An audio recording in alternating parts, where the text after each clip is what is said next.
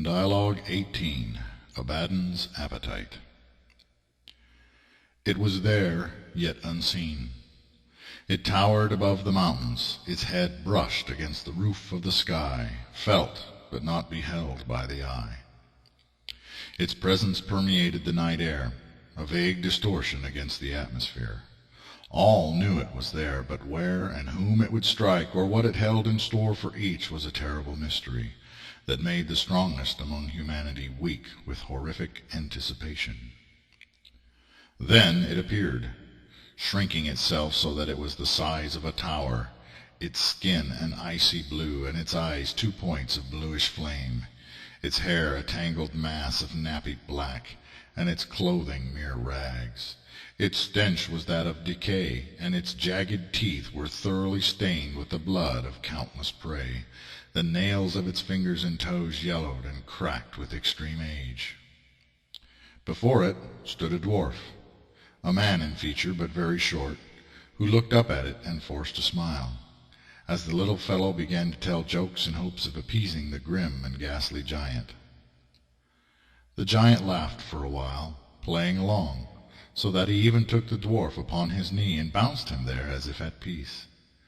Yet, without warning, still chuckling to himself, he snatched up the dwarf and bit off his fingers and nibbled away at his hands, with such delight that one might have thought that the giant was eating candy, all without ceasing to giggle.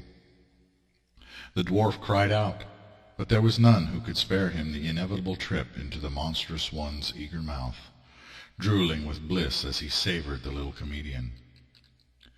People in the broken land ran screaming in every direction, hiding themselves here and there.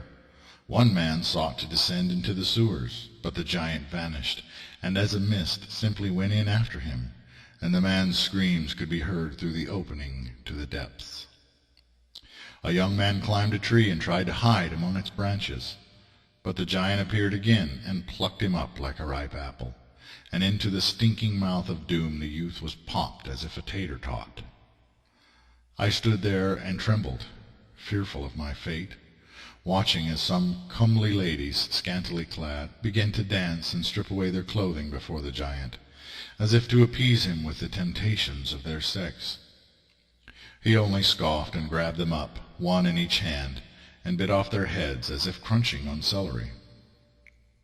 As he ate contentedly of these would-be harlots, I slipped away through an archway of crumbling and ancient stone, and slid then into the cold and shallow waters of a nearby stream. I allowed it to carry me away to parts unknown.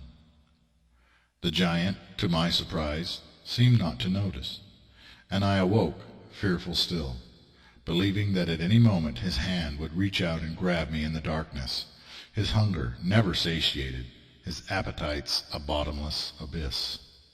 Amen and amen.